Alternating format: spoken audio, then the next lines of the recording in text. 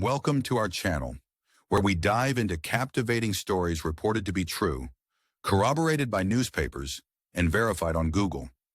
Each narrative blurs the line between reality and the unknown. Subscribe now and uncover the truths hidden in plain sight. Explore, question, and discover with us.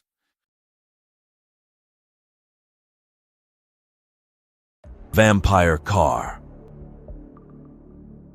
Chapter 1. The Auction.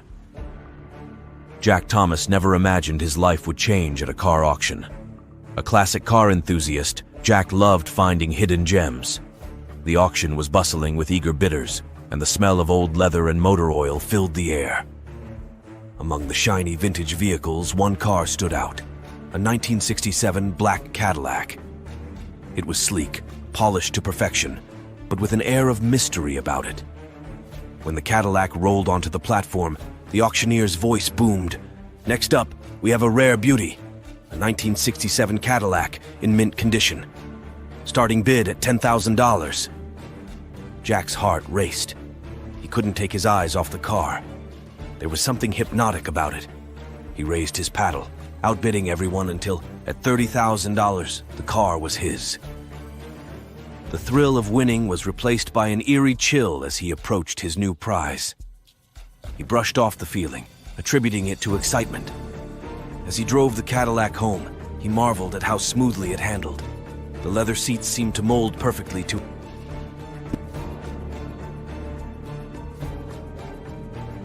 The car was more than just a machine. It was alive, waiting to feast. Chapter 2. The Discovery. Jack spent the following days exploring every inch of his new car. One evening, he noticed something peculiar, a small compartment beneath the driver's seat. Inside, he found an old, rusty needle attached to a tube. "What the hell is this?" he muttered, pulling out the contraption. The tube was long enough to reach his arm. A chill ran down his spine as he realized its purpose. The idea of a car requiring blood was absurd, but something in Jack's gut told him to be cautious. He decided to test the car further. Jack drove it to the outskirts of town, pushing the car to its limits on the open road. As he accelerated, he felt a sharp pain in his arm. He glanced down to see the needle had somehow embedded itself into his skin, drawing blood. Panic set in, but so did an odd sense of exhilaration. The faster he drove, the more blood the car took, and the more powerful the car seemed to become. Chapter 3. The powers unleashed days turned into weeks, and Jack's life began to revolve around the car. He noticed strange occurrences, things that defied logic. One night, as he drove through a dense fog, he realized the Cadillac didn't show up in his rearview mirror. He stopped, checked the mirror again, and saw nothing. But the car was right there, solid and real. "Impossible," he whispered, touching the cool metal of the door. The car also seemed to have an uncanny ability to avoid accidents. Jack could swerve at the last second to dodge an obstacle, and the car would move with supernatural agility. It could navigate the narrowest of paths and make sharp turns effortlessly, but each maneuver drained him more. Jack's curiosity turned to obsession. He began researching legends and myths about cars and blood. He stumbled upon stories of vampire cars, vehicles cursed to feed on their drivers.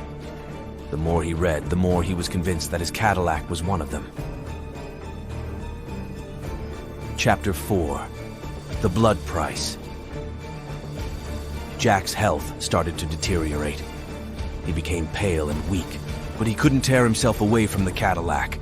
It was as if the car had bonded with him, feeding off his life force. Friends and family grew concerned, but Jack brushed off their worries, hiding the true extent of his condition. One night, after a particularly grueling drive, Jack passed out in the car. When he awoke, he was in a dark, unfamiliar place. The Cadillac was parked in the center of a dimly lit warehouse. He stumbled out, feeling lightheaded and weak. "Welcome, Jack," a voice echoed through the warehouse. Jack turned to see a figure emerge from the shadows. It was an elderly man with piercing eyes and an unsettling smile. "Who are you?" Jack demanded. "My name is Victor. I see you've bonded with my creation," the man said, gesturing to the Cadillac. "Your creation?" "Yes. This car was designed to grant its driver unparalleled power at a price. Blood is its fuel, and it craves more as it grows stronger." Jack's mind raced. "Why me?" "You were chosen by the car. It sensed your desire for speed, for power. But beware, the more you feed it, the more it will take. You must find a balance, or it will consume you." Jack realized he was trapped. The car had chosen him, and there was no escaping its hunger.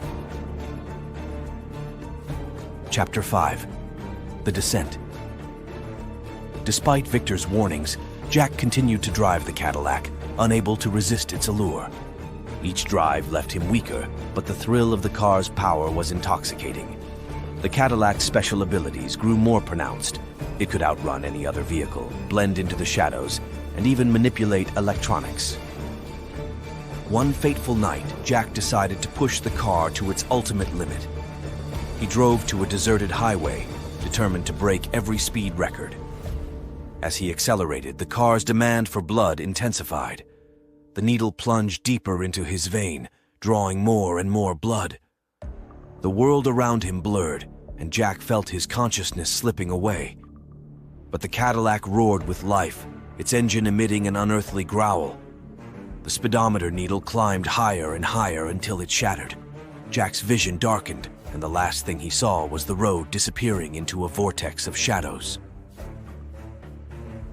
Chapter 6. The Final Drive. When Jack woke up, he was no longer on the highway. The Cadillac had transported him to a realm of darkness, a twisted landscape where shadows moved with a life of their own. Jack stumbled out of the car, barely able to stand. "Where am I?" he called out, his voice echoing in the void. "This is the car's domain," Victor's voice answered. "You have given it enough blood to unlock its true potential. Now it has brought you here to complete the bond." Jack saw Victor standing beside the Cadillac, his eyes glowing with a sinister light. "What do you mean?" "To fully control the car, you must surrender to it completely. Your blood, your soul, your very essence. Only then will you truly harness its power." Jack backed away, his heart pounding. "I can't. I won't." Victor smiled. "You have no choice. The car has chosen you. Embrace it or be consumed by it." Jack felt a pull, an irresistible force drawing him towards the Cadillac. He fought against it, but his body betrayed him, moving closer to the car. The needle snaked out, piercing his skin once more, and Jack felt his life being drained away. As the last of his strength ebbed, Jack reached out and touched the car's hood. The world around him dissolved into a whirl of shadows and darkness, and Jack felt himself merging with the Cadillac. His consciousness expanded, becoming one with the car's essence. In that moment, Jack understood the true power of the vampire car. It was not just a machine, but a living entity, a predator that fed on the blood and souls of its drivers. And now Jack was part of it. The Cadillac roared to life, its engine echoing with Jack's screams. It drove through the shadow realm, its tires leaving trails of darkness. Jack's mind was trapped within the car, forever bound to its hunger. Chapter 7. The Legend Spreads. In the real world, the Cadillac reappeared, its sleek black body gleaming under the moonlight. It prowled the streets, searching for its next victim. And Jack, now a ghostly presence within the car, could only watch as it fed, knowing that he was doomed to an eternity of darkness and blood. The legend of the vampire car grew, whispered among those who dared to venture near it. They spoke of a car that granted unimaginable power at the cost of one's soul. And they warned of the driver trapped within, a cautionary tale of desire and damnation. One night, a group of teenagers, intrigued by the stories, decided to find the car. They drove to the outskirts of town where the Cadillac was said to appear. As they laughed and joked, the air grew colder, and the sound of an engine growling echoed in the distance. "There it is!" one of them shouted, pointing to the sleek black car approaching them. The Cadillac stopped in front of them, its engine purring. The teenagers hesitated, feeling an unnatural pull towards the car. One of them, a boy named Chris, stepped forward, unable to resist the allure. "Chris, no!" his friends called out, but it was too late. The door of the Cadillac opened, and Chris climbed inside. As soon as he sat down, the door slammed shut, and the car sped off into the night. The remaining teenagers watched in horror as the car disappeared, leaving only darkness in its wake. Chapter 8. The New Bond. Inside the car, Chris felt a surge of adrenaline. The power coursing through him was intoxicating. The Cadillac's needle embedded itself into his arm, and he felt the life being drawn from him. But instead of fear, Chris felt exhilaration. He pushed the car to its limits, feeling the supernatural abilities of the Cadillac as it dodged obstacles and sped through the night. As Chris drove, he began to see visions of Jack, his ghostly presence trapped within the car. Jack tried to warn him, but Chris was too consumed by the power to listen. He felt invincible, as if nothing could stop him. But the car demanded more. It craved blood, and Chris's life force was not enough. The Cadillac began to drive on its own, steering towards the nearest town. Chris watched in horror as the car hunted for its next victim, realizing too late that he was no longer in control. The Cadillac stopped in front of a small house. Chris felt the pull of the car, unable to resist as he got out and approached the door. Inside, a family slept peacefully, unaware of the danger lurking outside. Chris felt the car's hunger, its need to feed. He tried to fight it, but the bond was too strong. He opened the door and stepped inside, his eyes glowing with an unearthly light. Chapter 9. The Feeding. The family woke to the sound of footsteps. The father, John, got out of bed, grabbing a baseball bat for protection. He crept down the hallway, his heart pounding. "Who's there?" he called out, his voice trembling. Chris appeared at the end of the hallway, his face pale and eyes glowing. John raised the bat, ready to defend his family. "Stay back!" he shouted. But Chris moved with unnatural speed, knocking the bat out of John's hands. He grabbed John, his grip like iron, and dragged him outside to the waiting Cadillac. The car's door opened, and Chris forced John inside. The needle embedded itself into John's arm, drawing his blood. The Cadillac roared to life, feeding off John's life force. Chris watched, feeling the power surge through him, but also feeling the horror of what he had become. John's screams echoed in the night as the Cadillac drained him. When it was done, the car released John, leaving him pale and weak. Chris climbed back inside, the car driving off into the darkness.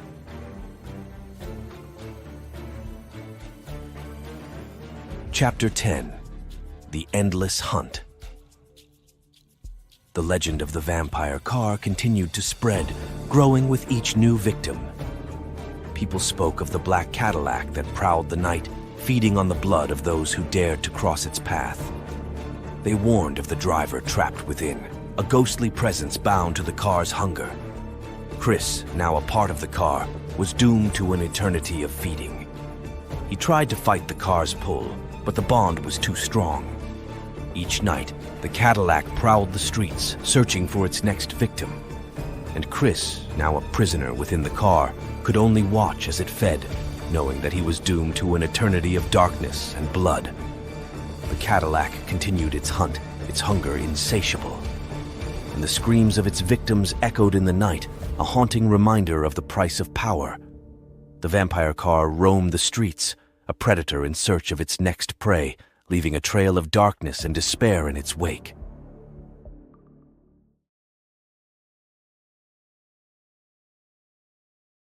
Unraveling the enigma of Florida devil worshipping.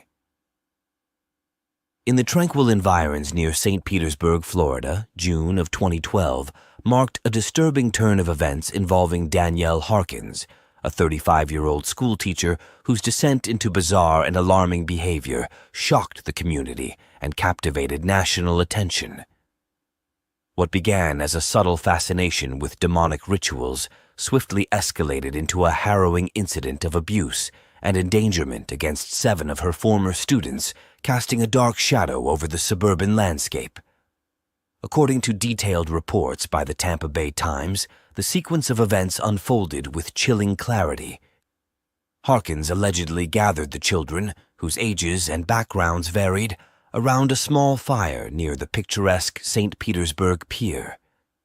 It was here, under the guise of spiritual cleansing, that she purportedly instructed them to engage in a ritualistic act meant to expel malevolent spirits from their bodies. The method prescribed was shockingly primitive.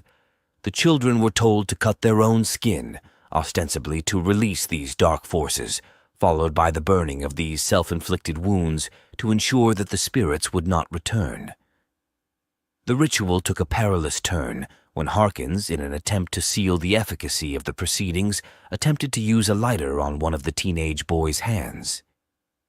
Fate intervened as the wind extinguished the flame, a momentary reprieve that would prove fleeting.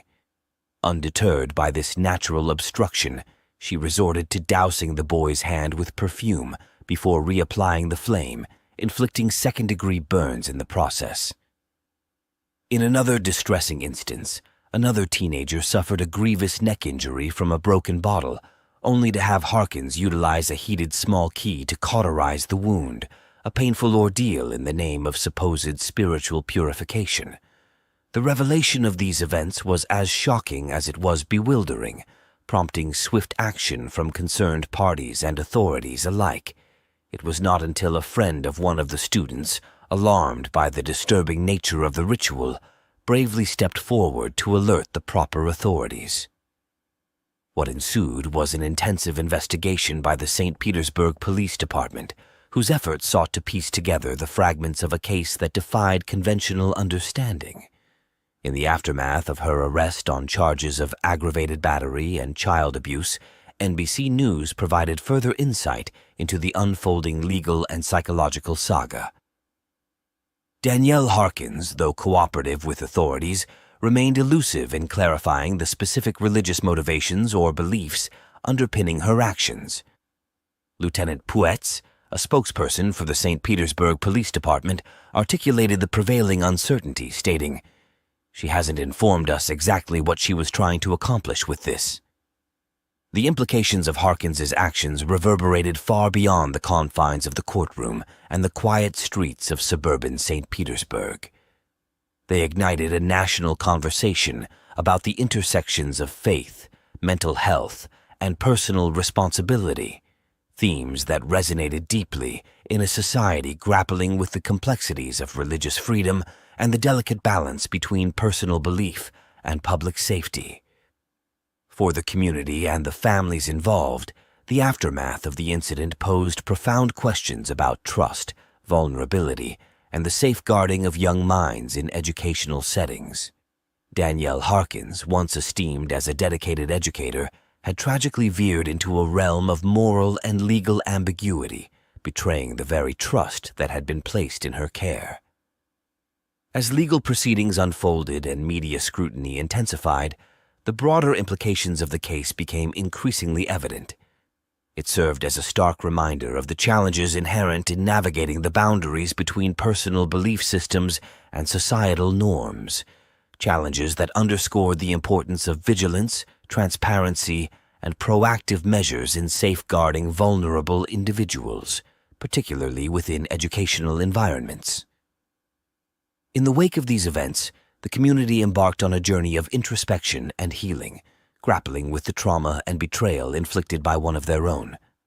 The story of Danielle Harkins and the Florida devil-worshipping allegations served as a cautionary tale, urging a nuanced understanding of the factors that can lead to such extreme actions and the imperative of early intervention and support. For Danielle Harkins herself, the legal consequences were significant, marking a pivotal moment in her personal and professional life. Her actions, however inexplicable or misguided they may have seemed, underscored the profound impact of belief systems on individual behavior and the imperative of accountability in safeguarding vulnerable populations. Unearthing the mysteries of dead animals in the walls. In 2015, the Bretsuis family of Auburn, Pennsylvania embarked on a home improvement project that would uncover a bizarre and unsettling chapter of local history. Their decision to insulate their home revealed a shocking cache of dead animal carcasses hidden within the walls, wrapped in newspapers dating back to the 1930s and 40s, alongside half-used spices and other curious items. This eerie discovery would thrust them into the spotlight, drawing attention to the ancient ritual practices of the Pennsylvania Dutch community and the lingering effects of their beliefs on modern life. According to Fox News, upon discovering the macabre contents within their walls, the Bretsuis family took immediate action, removing hundreds of artifacts and carcasses from their home.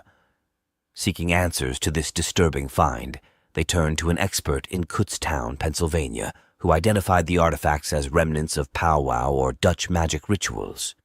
These rituals, originating among the Pennsylvania Dutch, a group of German-speaking settlers who arrived in Pennsylvania during the 17th and 18th centuries, were steeped in a blend of folk traditions, Christian faith, and superstition. The rituals of powwow magic were diverse, ranging from practical spells for caring for livestock, finding water sources, and treating minor ailments, to more esoteric practices that delved into darker realms, including the conjuring of demons. The Washington Post highlighted one such ritual aimed at creating loyalty in a dog, which involved mixing the owner's blood with the dog's food, an illustration of the intricate and sometimes unsettling nature of these ancient beliefs. The mold found on the decaying carcasses in the Bretsui home had caused illness among the family members, compounding the eerie atmosphere that surrounded their discovery. Despite efforts to clean and sanitize the affected areas, the lingering odor and health effects persisted, serving as a haunting reminder of the strange and mysterious circumstances they had unwittingly uncovered. The revelation of powwow magic practices within their home sparked widespread interest and debate, prompting discussions about the preservation of cultural heritage and the intersection of ancient beliefs with modern living. For the Pennsylvania Dutch, powwow magic represented a way to navigate the challenges of frontier life, offering solutions to practical problems and spiritual protection in an uncertain world. However, the discovery in the Bretsuis' home also underscored the potential risks associated with these practices, particularly when they intersect with contemporary health and safety standards. The family's experience serves as a cautionary tale, highlighting the importance of understanding and respecting cultural artifacts while navigating the complexities of historical preservation and public health. As the Bretsuis family continues to grapple with the aftermath of their unsettling discovery, their story remains a testament to the enduring power of folklore and the enduring mysteries hidden within the walls of our homes. It serves as a reminder that the past is often closer than we think, its echoes reverberating through the present and shaping our understanding of the world around us. A deadly exorcism in North London. In August 2016, a harrowing incident unfolded in North London that would later grip the public and the media with its tragic and perplexing details. Kennedy Ife, a 26-year-old man, began displaying bizarre and violent behavior following a sudden pain in his throat. His actions escalated to a point where he bit his father, threatened self-mutilation, and spoke of feeling a python or snake inside him. Concerned and desperate, his family took extreme measures to control him, leading to a tragic conclusion that would result in a highly publicized court case. Kennedy's family, alarmed by his behavior, decided to restrain him to a bed using cable ties and what the court later described as excessive force. They believed Kennedy was possessed by a demon, interpreting his erratic behavior and his own claims as signs of a supernatural affliction. Over the next 3 days, they attempted to exorcise the perceived demon through continuous prayer and restraint, convinced that this was the only way to save him. According to a report by the BBC, Kennedy's brother, Colin Ife, explained to the police the family's perspective on the situation. It's clear that thing was in him. What we believed was a demon because it was not natural. It was clearly trying to kill him, he said. We had to restrain him for himself. It was clear if we didn't restrain him, he could have tried to harm people in our family. Kennedy Ife remained bound to his bed without medical attention for 3 days. It wasn't until he began showing signs of severe dehydration and developed breathing issues that his brother finally called emergency services. Unfortunately, by the time help arrived, it was too late. Kennedy was pronounced dead at 10:17 a.m., his body bearing over 60 wounds, including what appeared to be a bite mark. As the police investigated the scene, Colin Ife reportedly attempted a desperate act, engaging in what was described as an attempted resurrection by chanting and praying over his brother's lifeless body. This incident further highlighted the family's deep belief in the supernatural cause of Kennedy's behavior, and their hope that spiritual intervention could reverse the tragedy. The case took a dramatic turn when all 7 members of the Ife family were charged with manslaughter, false imprisonment, and causing or allowing the death of a vulnerable adult. The charges brought to light the severe injuries Kennedy had sustained during his restraint and the lack of medical intervention that could have potentially saved his life. Kenneth Ife, Kennedy's father, testified during the trial, revealing the extent of the measures taken.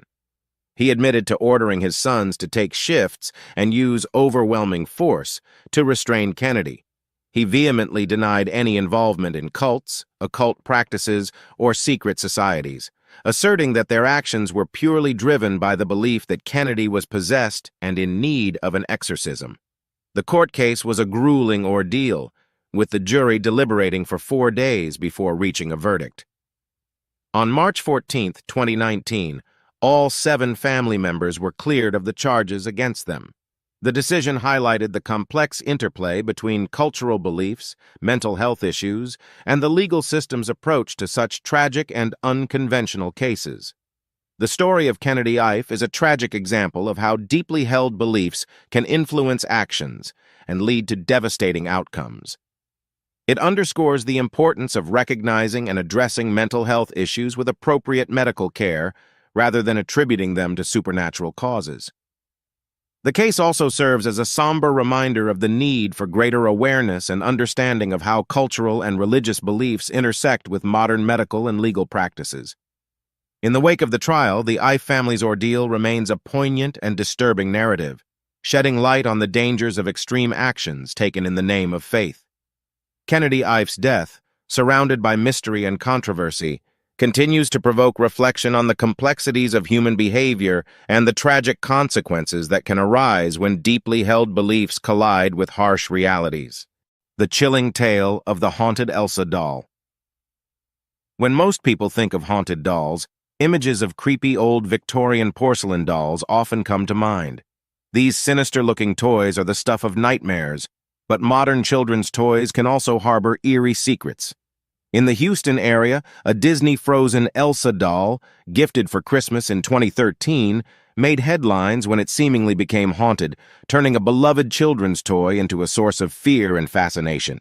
The Elsa doll, like many others, was designed to delight children with its ability to recite phrases from the popular Disney movie Frozen and sing the iconic song, "Let It Go." A button on the doll's necklace activated these features, and for 2 years, it performed its functions as expected, speaking and singing in English. However, in 2015, something strange began to happen.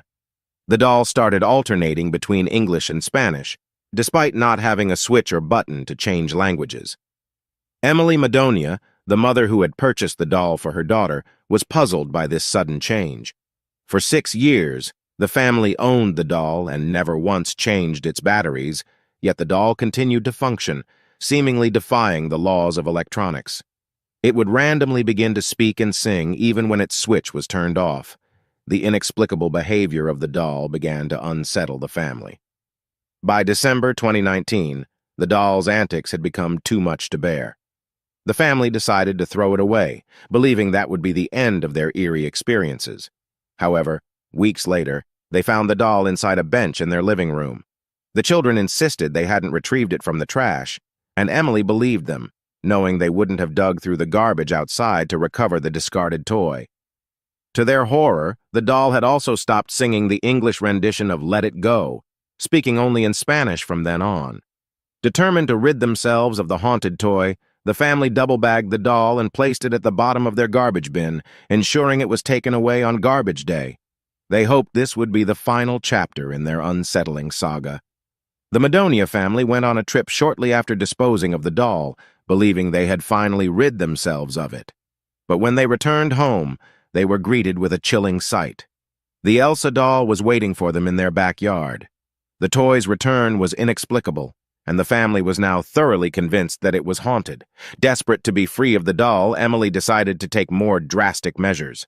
She mailed the Elsa doll to a family friend in Minnesota, hoping to put enough distance between them and the unsettling toy.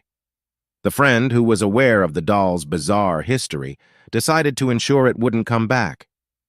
He taped the doll to the front bumper of his truck, a final effort to keep it far away from the Madonia family. As of the latest update in February, the doll had not returned to Houston.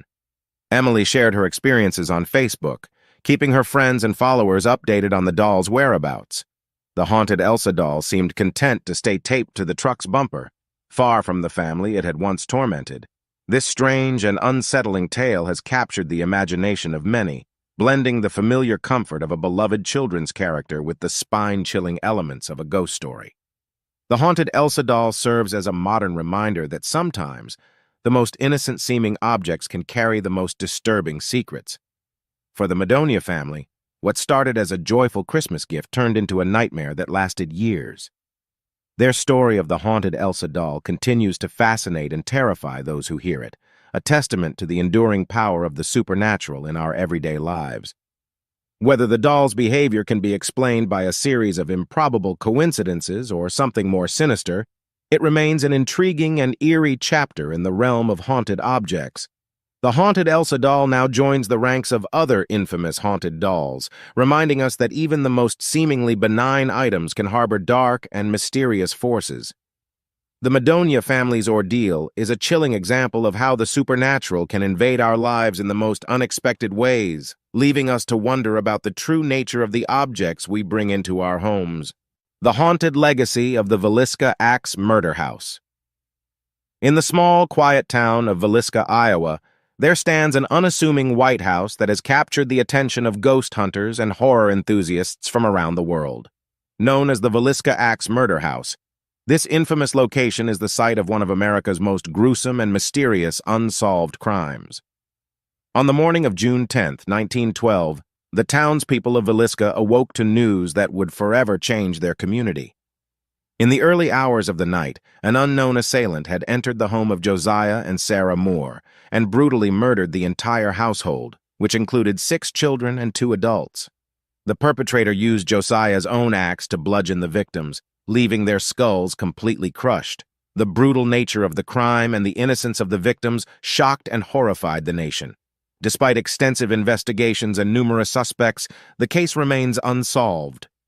The lack of motive, combined with the sheer brutality of the murders, left the town in a state of perpetual fear and speculation. The house, once a family home, became a macabre symbol of the horror that had taken place within its walls.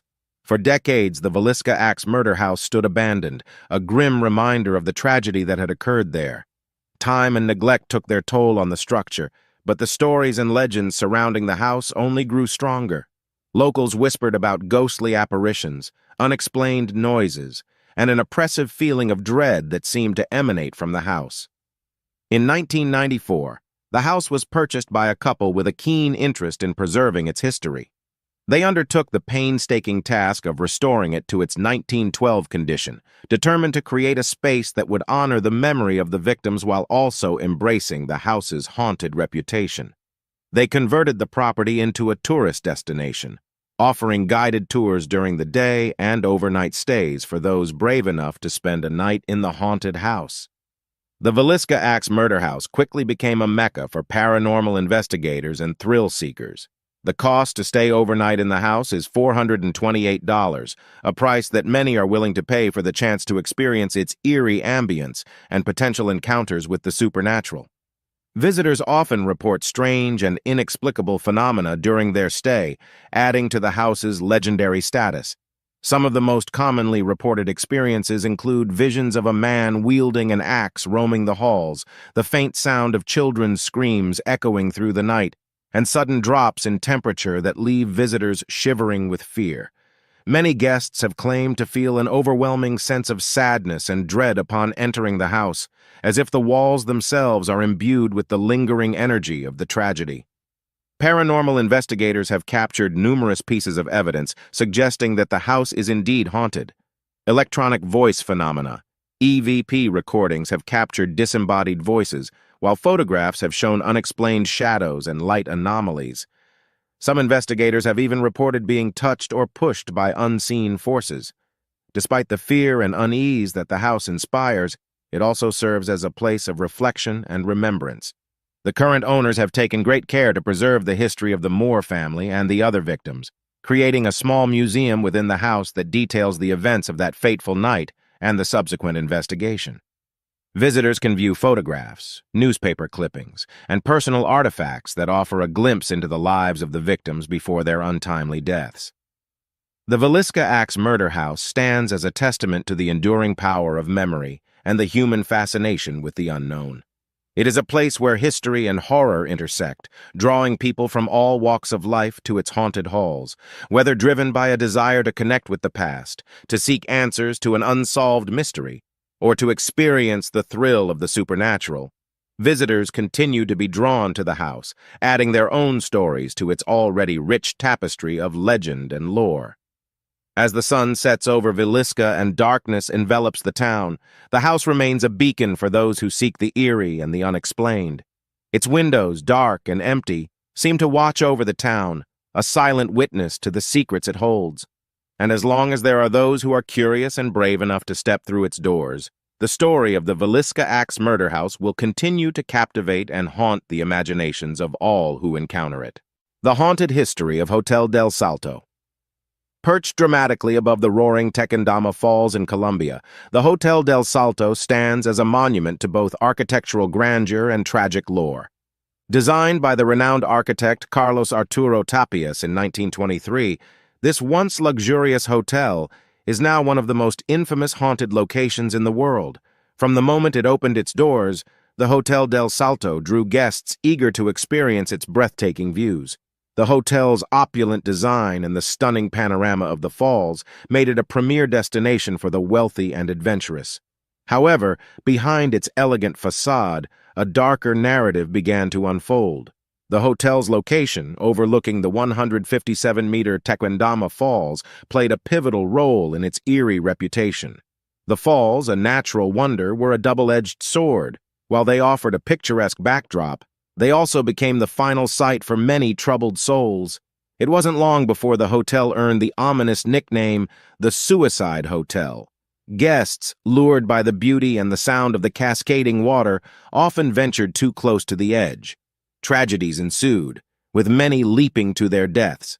The hotel, initially a place of luxury and leisure, began to be overshadowed by these recurring suicides. Each death added another layer to its haunted history, and whispers of ghostly apparitions and restless spirits became common among the staff and visitors. According to local legend, the area's tragic history dates back even further. Centuries before the hotel was built, the cliffs around Tequendama Falls were a site of mass suicide by the indigenous Muisca tribe. To escape the brutal conquest of Spanish colonizers, the Muisca chose death over subjugation, leaping from the cliffs into the abyss below. This collective act of defiance and despair is said to have cursed the land, imbuing it with a sense of sorrow and haunting energy.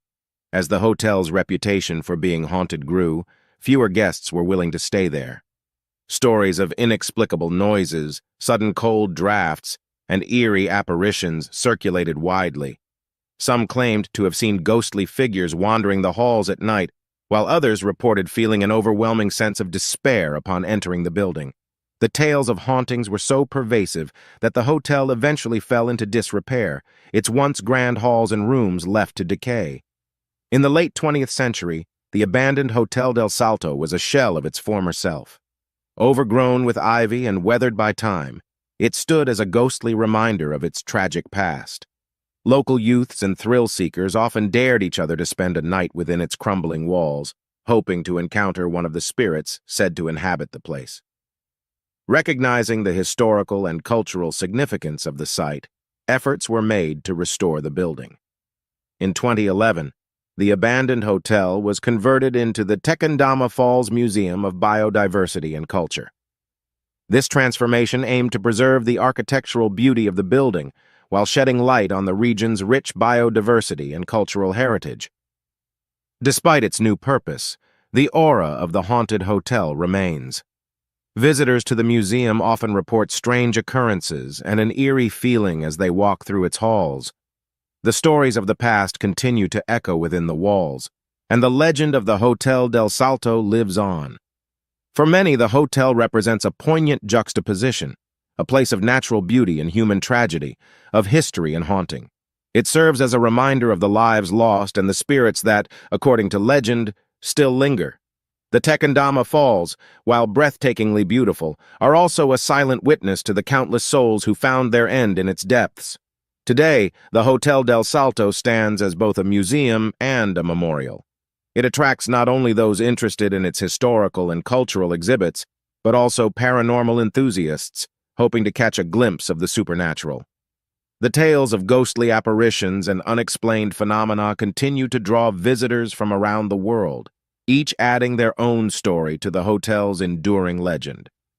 As the sun sets over the falls and the mist rises, the Hotel del Salto remains a haunting presence. Its grand architecture, coupled with its tragic history, creates an atmosphere of mystery and melancholy. The hotel, with its spectral guests and sorrowful past, stands as a testament to the enduring power of place and memory, forever etched into the land. The Mask's Embrace. Chapter 1. The Craft. Emily was an imaginative and creative girl, always seeking new ways to express herself. At 8 years old, Halloween was her favorite time of year.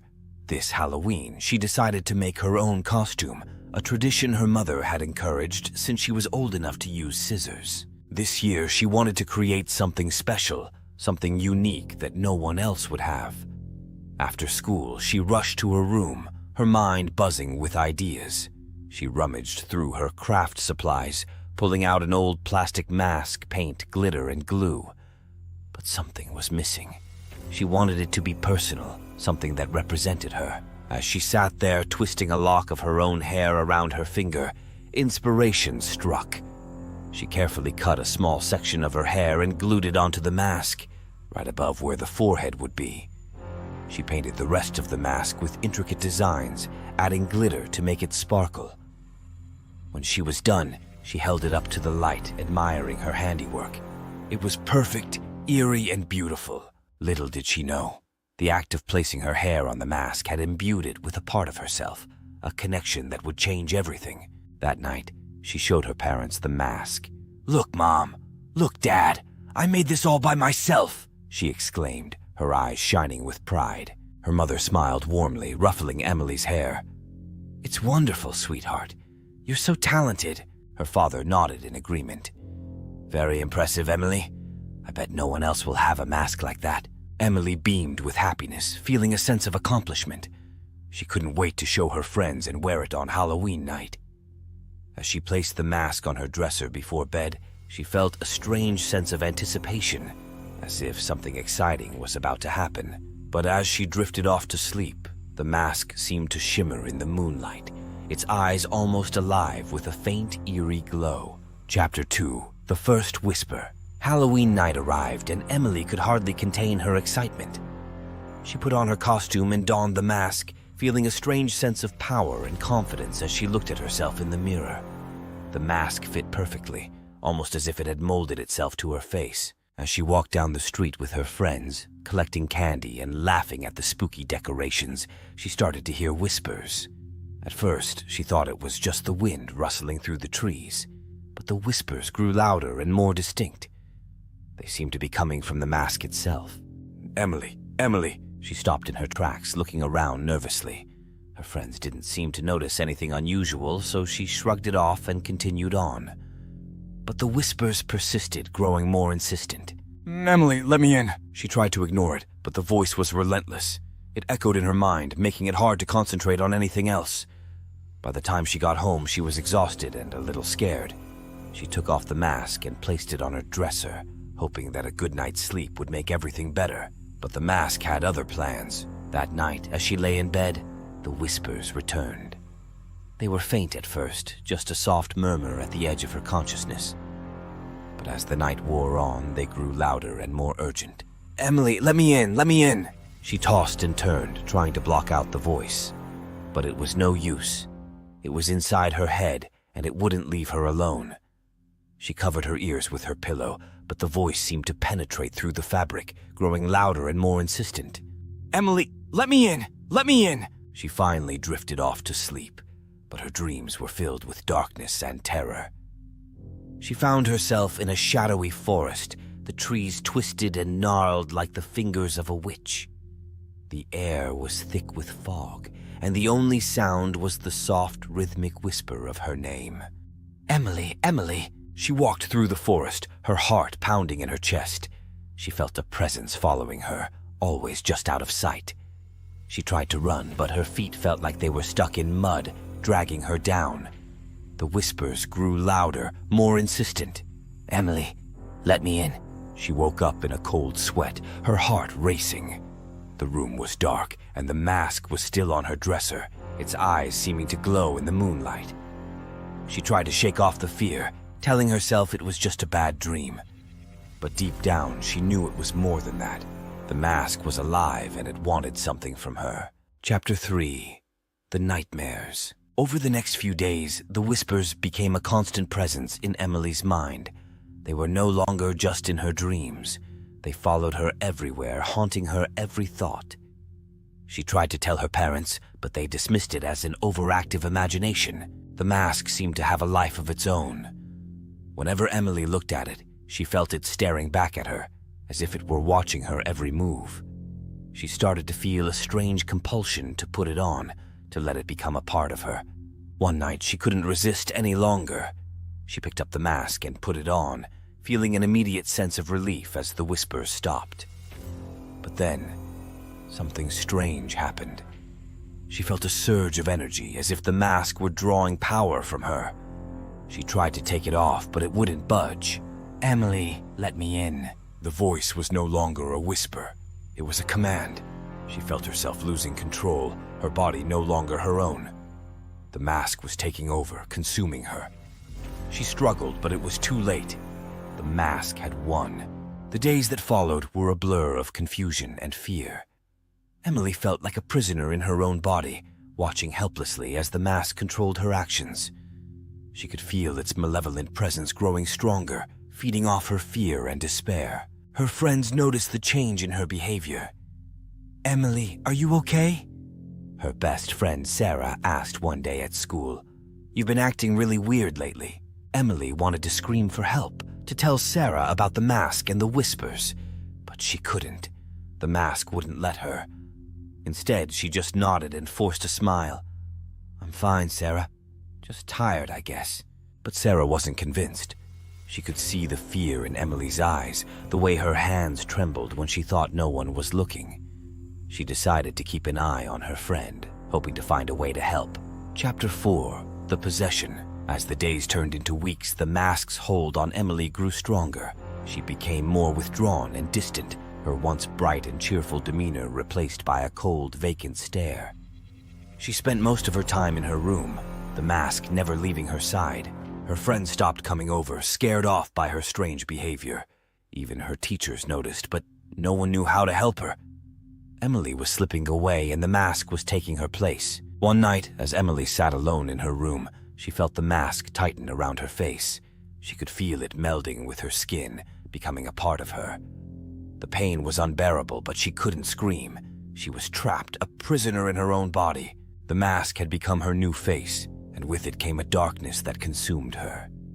She was no longer Emily. She was something else, something evil. Sarah, still worried about her friend, decided to confront Emily.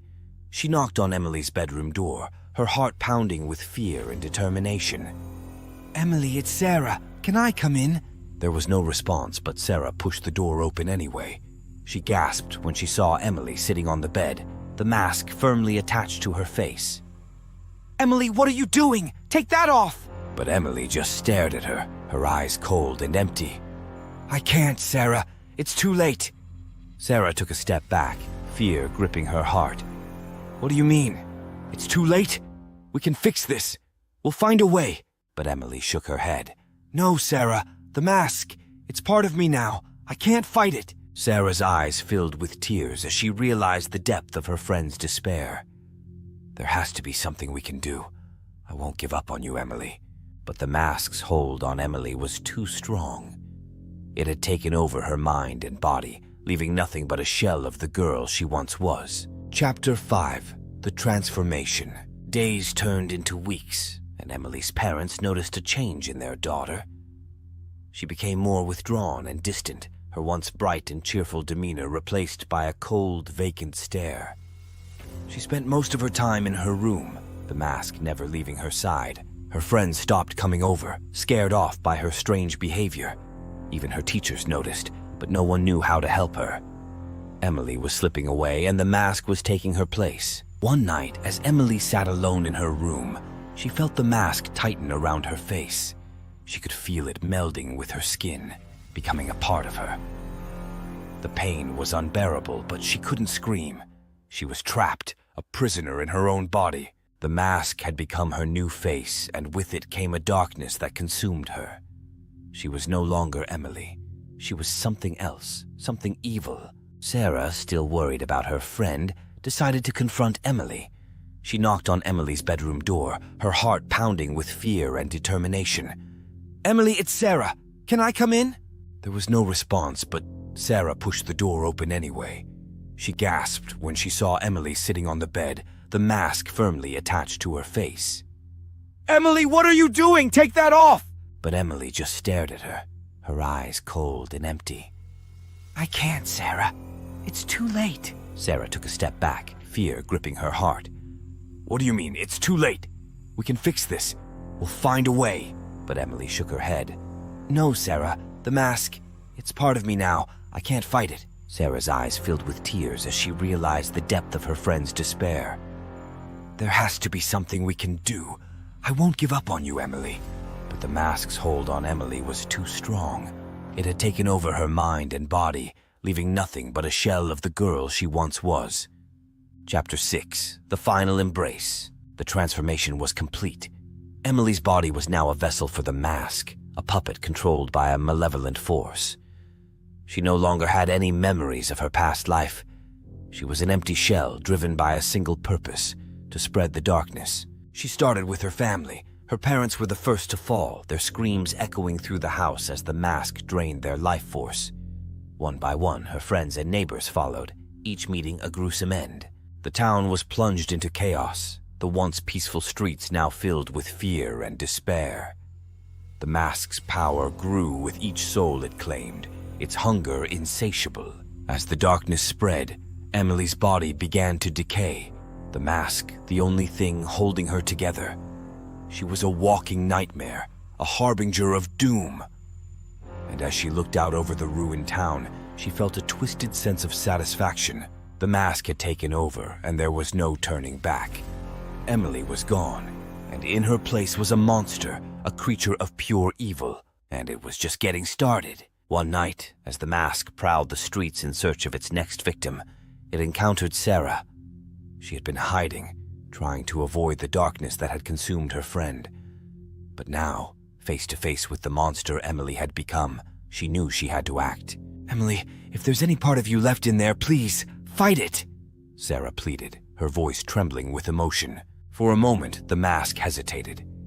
Deep within the darkness, a flicker of Emily's spirit struggled to break free. But the mask's grip was too strong, and it quickly regained control. Emily is gone! The mask hissed, its voice a twisted amalgamation of Emily's and something far more sinister. And you will join her. Sarah's heart broke as she realized there was no saving her friend. With tears streaming down her face, she made a desperate decision. She reached into her pocket and pulled out a small vial of holy water, a last-ditch effort she had hoped she wouldn't need to use. Forgive me, Emily, she whispered before throwing the vial at the mask. The holy water splashed across the mask's surface, causing it to shriek in pain. For a brief moment, Emily's face appeared, her eyes filled with anguish and desperation. Sarah, help me. But the mask quickly reasserted its control, and the moment was lost. Enraged, it lunged at Sarah, its eyes burning with fury. Sarah tried to run, but the mask was too fast. It grabbed her, its grip like iron. Emily is mine! It growled, tightening its hold. And now so are you! As the mask's darkness began to consume Sarah, she felt a strange sense of peace. She had done everything she could to save her friend, and now she would join her in the darkness. The town continued to fall into chaos, the mask's power growing with each soul it claimed. And as it looked out over its domain, it knew that its reign of terror was just beginning. The Evil Eye. Chapter 1. The Commission. In the heart of the old town of Everwood, where cobblestone streets twisted like serpents through the mist, there stood a modest studio adorned with the scent of linseed oil and old canvas. It was the home of Elias Ward, a painter renowned for his ability to capture the soul of his subjects with an almost eerie precision. His small studio, cluttered with brushes, paints, and half-finished works, was his sanctuary. One chilly autumn evening, as the last rays of sunlight filtered through the dusty windows, a figure appeared at the door. The man was tall, his posture rigid, a cane tapping rhythmically against the wooden floor. His face, partially hidden by a wide-brimmed hat, was marked by an unsettling calm. One eye, a deep, unsettling shade of glass, seemed to shimmer with a malevolent light. Mr. Ward? The man inquired, his voice smooth and cold as he stepped into the studio. I am in need of your services. I require a portrait, one that will capture the very essence of my being. Elias looked up from his easel, his curiosity piqued by the stranger's enigmatic presence. Of course, he replied, his voice steady. I'd be honored to paint your portrait. Please, take a seat. The stranger's eyes, cold and calculating, flickered with something that seemed almost like amusement. Thank you. I trust you will do your best work. I have a feeling this will be a very special portrait. Chapter 2. The Details. The stranger settled into a high-backed chair, his cane resting against the side. He removed his hat, revealing a head of silver hair and a face marked by age, yet with a certain otherworldly quality. Elias began to set up his canvas, the air thick with the anticipation of creation. Tell me, sir, Elias began, his hands trembling slightly with excitement. What should I know about you? What aspects of your essence would you like me to capture? The stranger's glass eyes seemed to flicker with an inner light, his lips curving into a faint, cryptic smile. I wish for you to capture the truth, Mr. Ward. The truth behind my eye, the secrets of my soul. Make it as vivid and lifelike as you can, for this portrait will be my legacy. As Elias painted, the room seemed to grow colder, the shadows deepening as if the very air was drawing back, watching the creation of the mysterious figure. The stranger remained still, his gaze unwavering, his presence almost suffocating in its intensity. Hours passed, the flickering candlelight casting long, dancing shadows on the walls.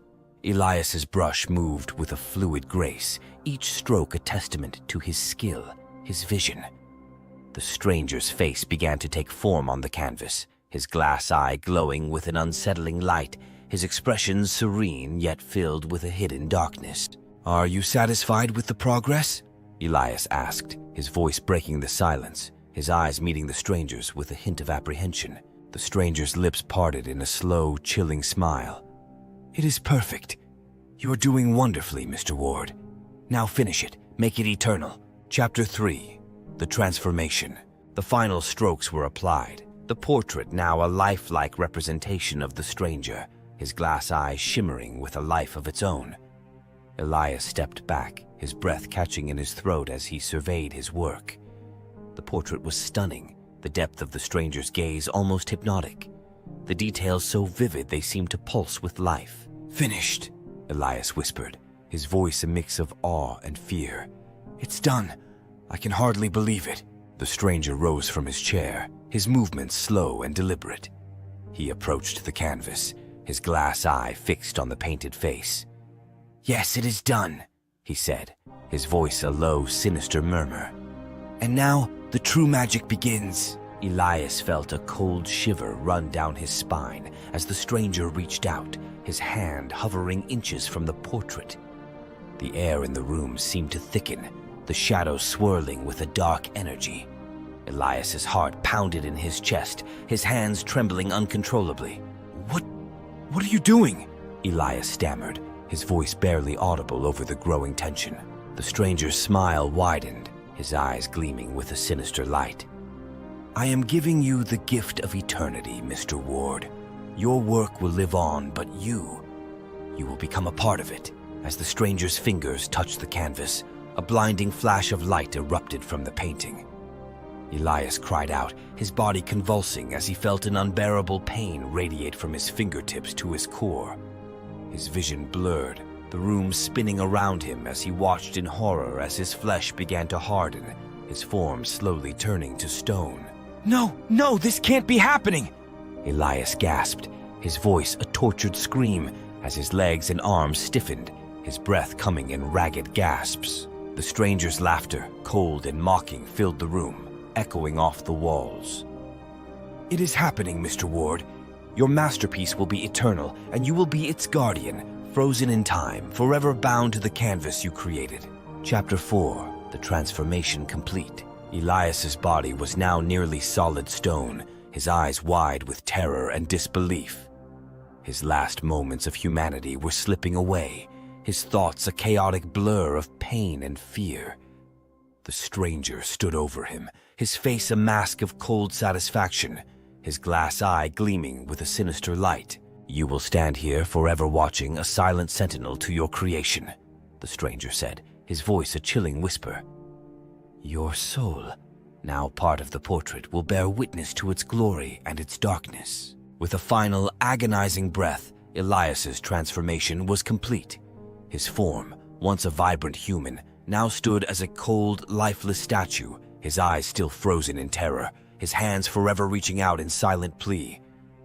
The portrait on the canvas, now fully illuminated by the flickering candlelight, seemed to pulse with an eerie life of its own, the glass eye shimmering with an unsettling glow. The stranger stepped back, his gaze fixed on the now stone figure. "You have done well, Mr. Ward. Your work is complete. Now I shall take my leave, and your eternal vigil shall begin." With a final sinister smile, the stranger turned and walked out of the studio, his cane tapping a rhythmic farewell against the stone floor.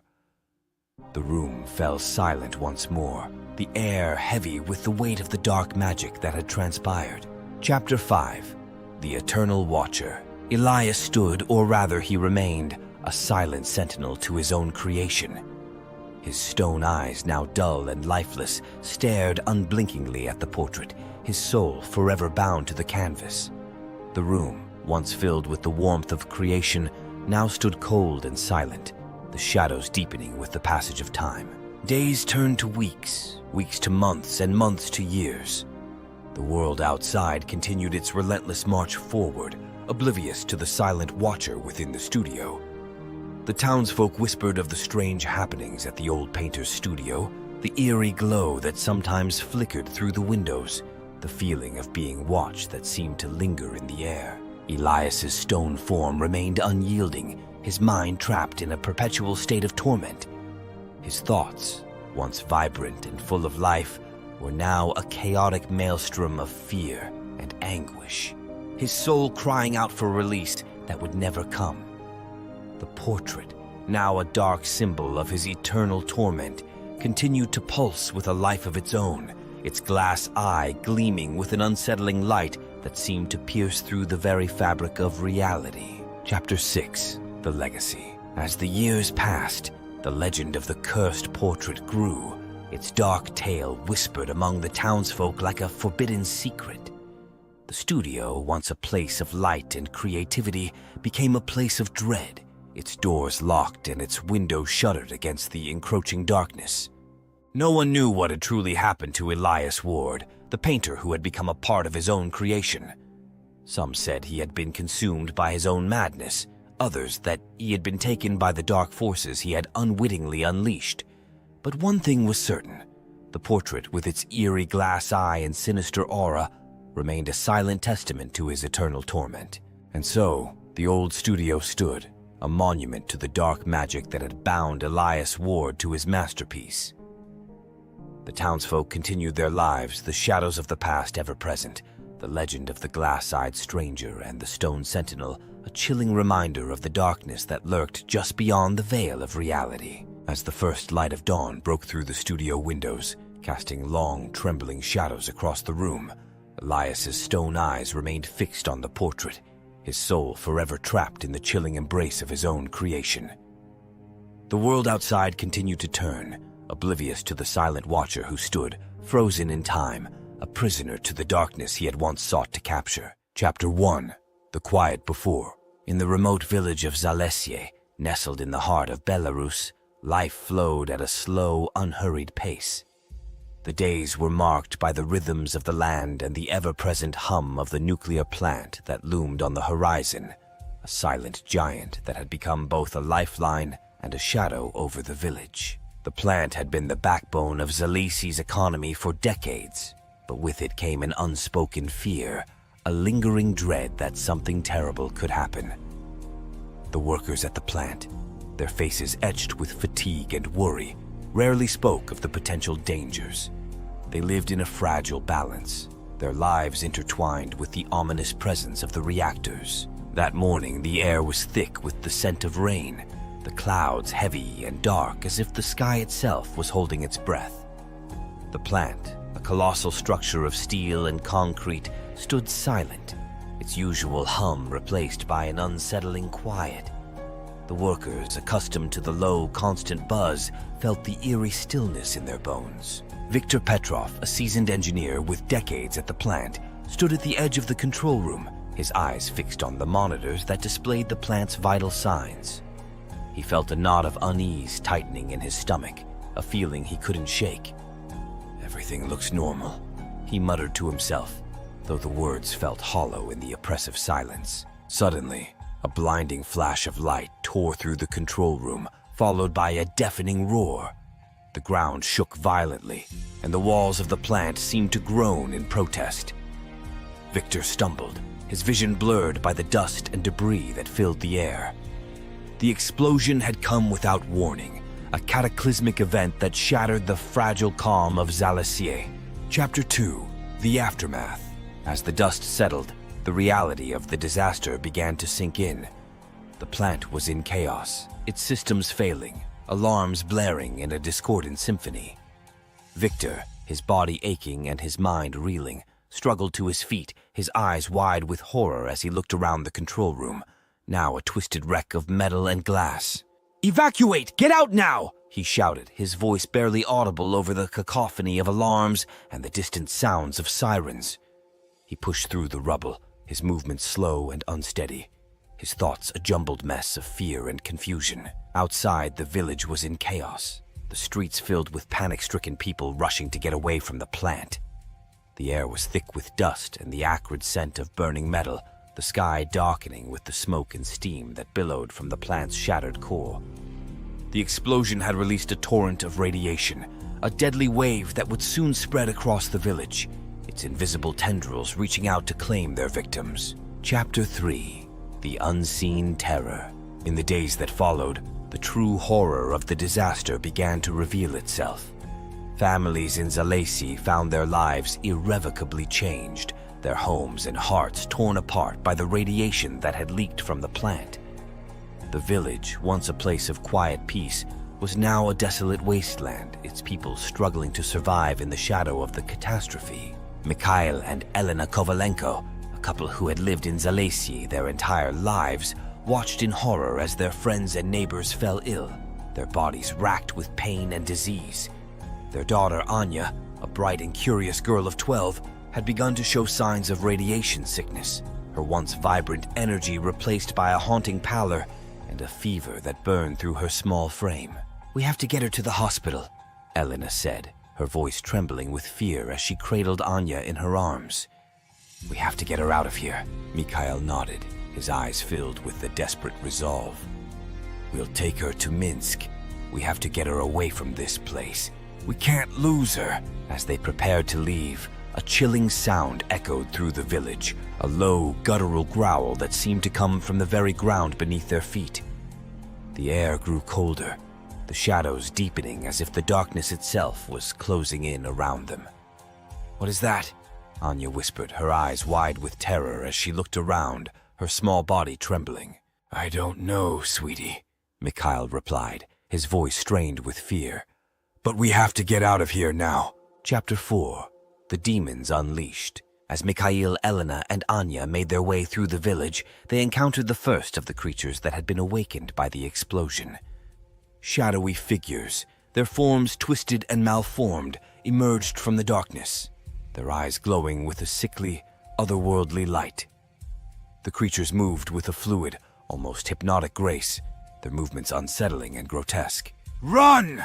Mikhail shouted, his voice a primal scream of terror as he pushed Elena and Anya ahead of him. The creatures lunged forward, their claws outstretched, their mouths gaping wide in silent, menacing roars. The Kovalenkos ran through the deserted streets, their hearts pounding in their chests, their breaths coming in ragged gasps. The creatures pursued them, their eyes fixed on their prey, their movements a nightmarish dance of death. The village, once a place of safety and comfort, was now a hunting ground, its shadows alive with the terror of the radioactive demons. As they reached the outskirts of the village, the ground beneath their feet seemed to tremble, the air thick with the oppressive weight of the radiation. The creatures closed in, their growls and snarls echoing in the night, their eyes glowing with a malevolent light. Chapter 5. The Descent into Madness. The Kovalenkos stumbled through the dense forest that bordered the village, their breaths ragged and their bodies weak with exhaustion. The creatures were relentless, their presence a constant, looming threat that drove them forward, their only hope to escape the darkness that sought to consume them. "Keep going, we're almost there," Mikhail urged, his voice hoarse with fear as he led his family deeper into the forest. "Just a little further."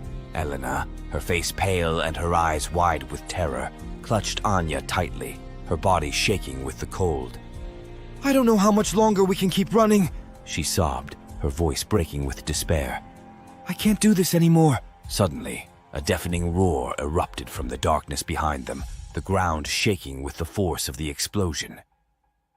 The creatures had found them, their twisted forms closing in, their eyes glowing with a sinister light. Mikhail turned, his eyes filled with a desperate resolve, his body ready to fight to the death. "No, we can't let them get us!" he shouted, his voice a primal scream of defiance as he faced the encroaching darkness. "Fight! We have to fight!" But it was too late. The creatures descended upon them with a speed and ferocity that left no room for escape. Their claws tore through flesh and bone, their mouths gaping wide as they consumed their prey. The forest, once a place of refuge, was now a graveyard, its shadows alive with the terror of the radioactive demons. Chapter 6. The Abyss Unleashed. As the last gasps of life ebbed from the Kovalenko family, the forest fell into an unnerving silence, a stark contrast to the chaos that had just unfolded. The radioactive demons, their insatiable hunger momentarily sated, retreated into the shadows, their eyes still burning with a sinister, otherworldly glow. The village of Zalesia, now a barren wasteland, lay shrouded in a deathly calm, its once vibrant heart now a silent graveyard of decay and desolation. The explosion had unleashed a hellish nightmare upon the world, a dark force that now gripped the land with cold, unrelenting hands. As the first rays of dawn began to break through the thick pall of smoke and ash, a malevolent energy stirred beneath the surface of the earth. The very ground of Zalesia seemed to pulse with an eerie, almost sentient life, the air growing thick with the acrid stench of decay and corruption. The radiation that had awakened the demons had also stirred something far more ancient and insidious, a dark presence that had lain dormant for eons, hidden beneath the crust of the earth. From the depths of the earth, a figure emerged, its form grotesque and twisted, an embodiment of pure darkness and malevolence. Its eyes, glowing with an otherworldly light, bore into the horizon with a gaze that seemed to pierce the very fabric of reality. It was the true master of the radioactive demons, an ancient entity of unspeakable power and malice, awakened by the cataclysmic explosion and now ready to claim dominion over the world above. As the dark figure rose, the very air seemed to shudder with its presence, the ground trembling as if in fear of the creature's awakening. The demons, once fierce and ravenous, now bowed before their master, their eyes filled with a twisted reverence. The true horror of the disaster became chillingly clear. The demons were but pawns in a larger, more sinister game, mere extensions of the dark entity's will, bound to its service and driven by an insatiable hunger for destruction. The village of Zalessier, once a place of quiet refuge, was now the epicenter of a growing nightmare, a battleground where the forces of light and darkness would clash in an inevitable and cataclysmic struggle. The dark figure's gaze swept over the devastated landscape, its eyes alight with an unholy glee as it began to extend its influence beyond the borders of the village. The air grew colder, the shadows deeper, and the very earth seemed to groan in agony as the dark presence spread its tendrils across the land.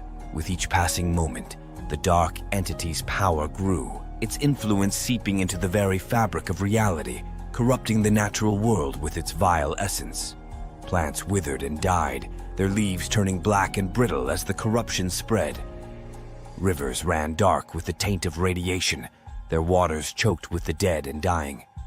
The skies above Zalessier, once clear and blue, now hung heavy with a sickly greenish haze, the sun's light a pale, ghostly shadow of its former brilliance. As the dark entity's influence spread, the world outside the village began to feel the creeping tendrils of corruption.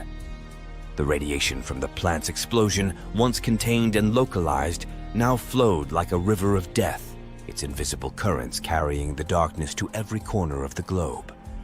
The land, the seas, the very air we breathed, all became tainted with the dark presence's malignant touch.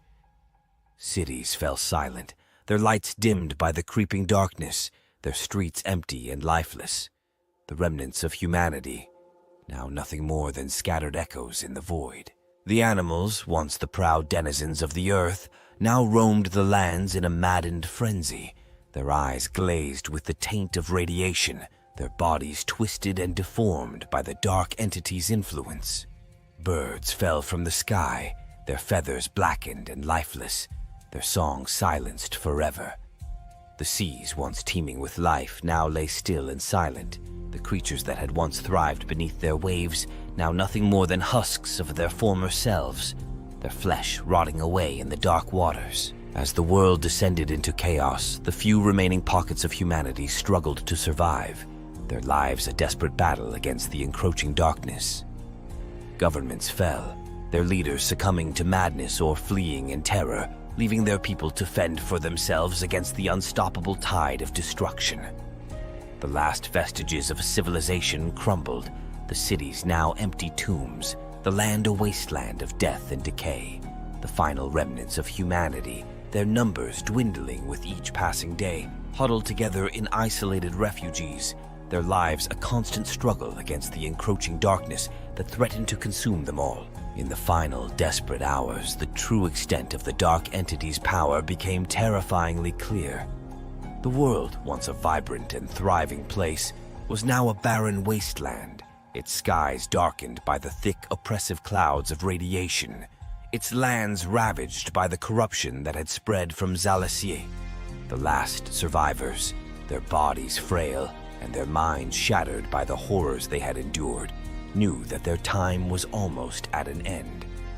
The dark presence, now a full-fledged force of destruction, had claimed its prize, the world now a silent tomb, a testament to the horrors that had been unleashed by the cataclysmic explosion.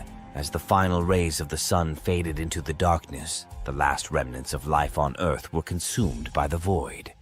The once vibrant world, now a barren wasteland of decay and death, lay silent and still, the last echoes of humanity's existence fading into the cold, dark abyss.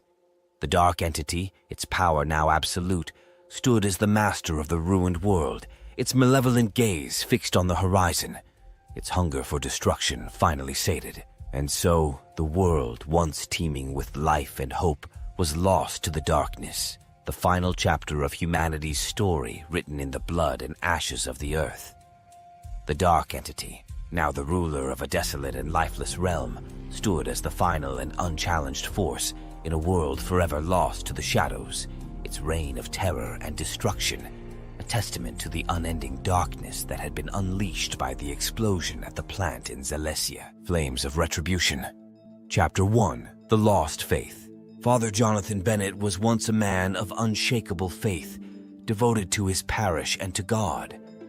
But the tragic death of his younger sister, Lily, had shattered his beliefs. Lily had been only 20, full of life and dreams. Her sudden death in a car accident felt cruel and senseless to Jonathan.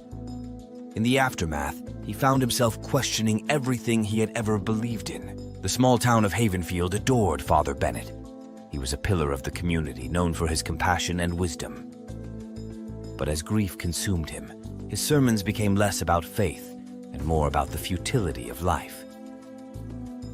Parishioners began to notice the change, whispering among themselves about the priest's growing bitterness. Jonathan's once serene and comforting church now seemed cold and hollow. The hymns felt like empty words, and the prayers offered no solace. He found himself standing before the altar, staring at the crucifix with a mixture of anger and sorrow. How could a loving God allow such suffering? His grief turned into anger, and his anger soon morphed into a burning desire for retribution. If God had taken Lily from him, then Jonathan would punish God by destroying the very place that symbolized his presence. The idea took root in his mind, festering and growing until it was all he could think about. He began to meticulously plan the church's destruction. Every detail was considered. The time of night when the streets were deserted, the best places to set the fires to ensure the building's complete annihilation, and the escape route he would take. As he prepared, a sinister determination grew within him. Chapter 2. The Gathering Storm.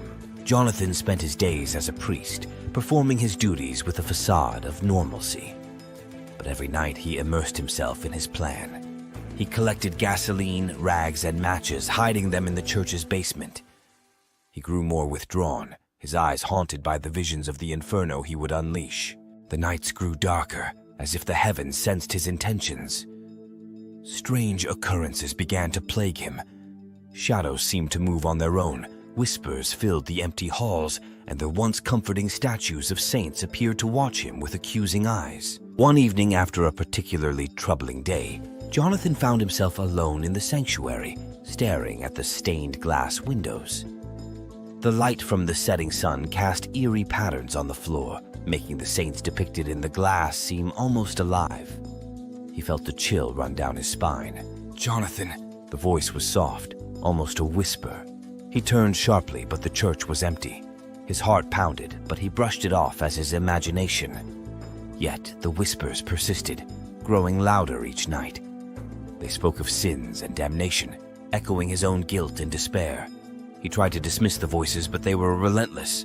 They echoed in his mind, disrupting his thoughts and making it hard to concentrate on anything else. Sleep became elusive, and when he did manage to rest, his dreams were filled with haunting visions of flames and shadows. Chapter 3. The Final Preparations. The night of his planned arson approached. Jonathan's mind was a tempest of anger, grief, and a gnawing fear that he refused to acknowledge.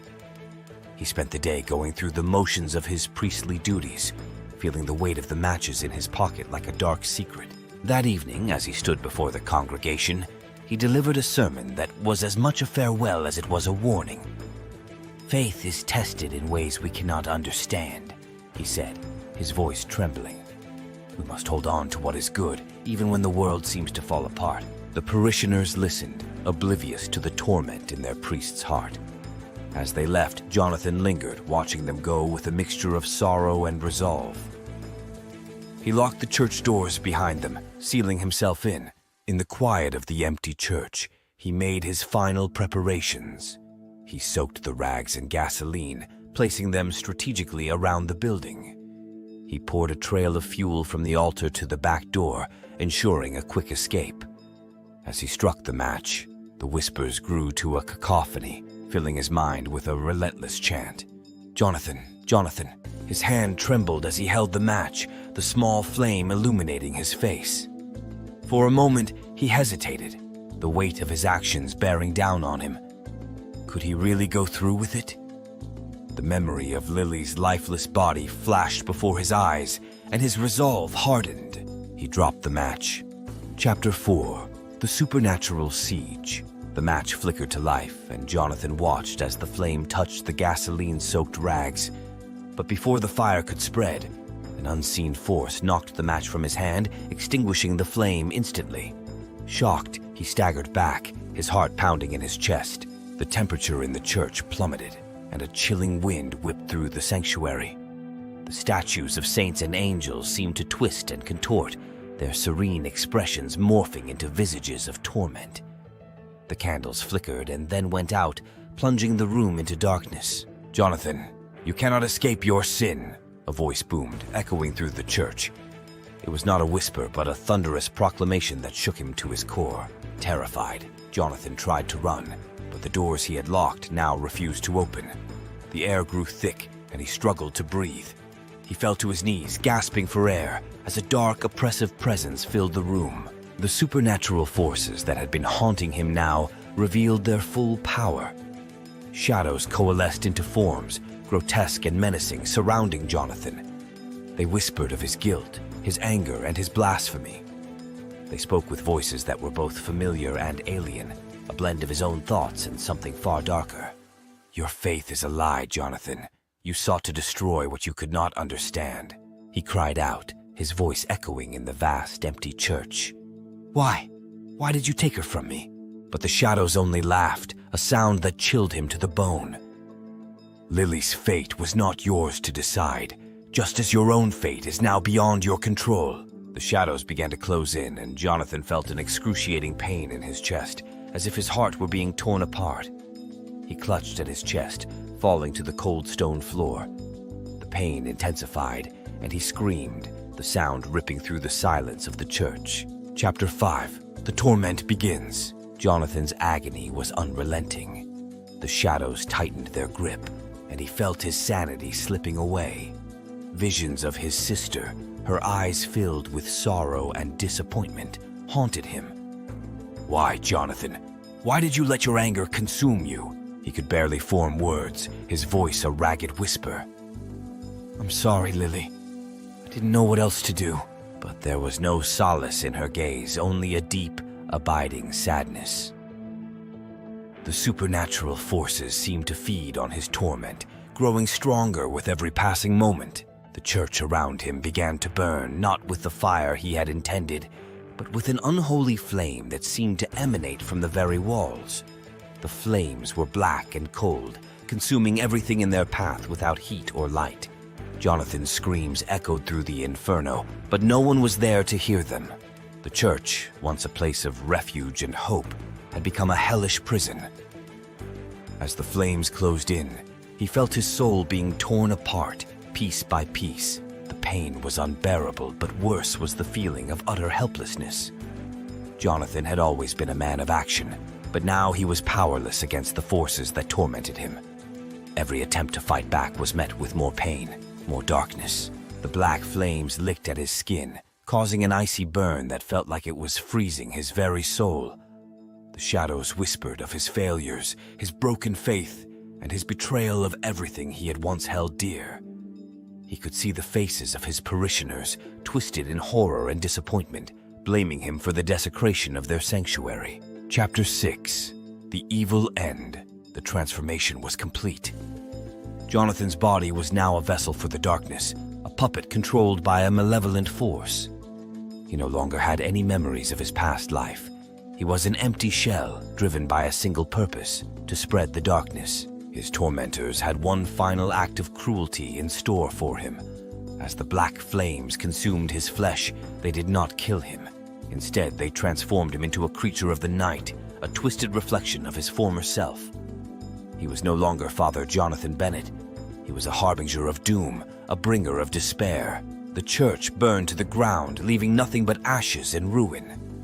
The townspeople mourned the loss of their beloved priest and their place of worship, never knowing the true evil that had unfolded within those hallowed walls. Jonathan's soul was lost, trapped in an eternal torment of his own making, a prisoner of the supernatural forces he had unleashed.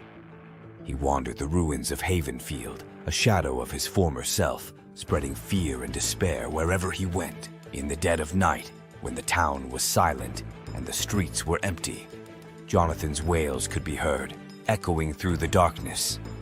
He was a ghost, a reminder of the dangers of losing one's faith and giving in to anger and grief. The once peaceful town of Havenfield was now a place of shadows and whispers. The church's ruins became a haunted place, avoided by all.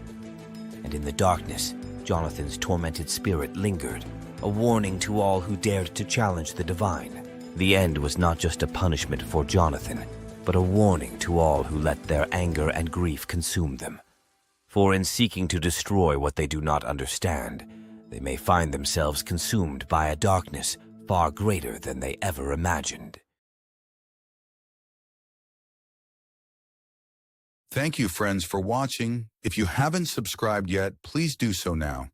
We'd love to hear your thoughts, so leave a comment below. We always respond. Don't forget to share this video with your friends. Your support helps us keep bringing you more great content. See you in the next video.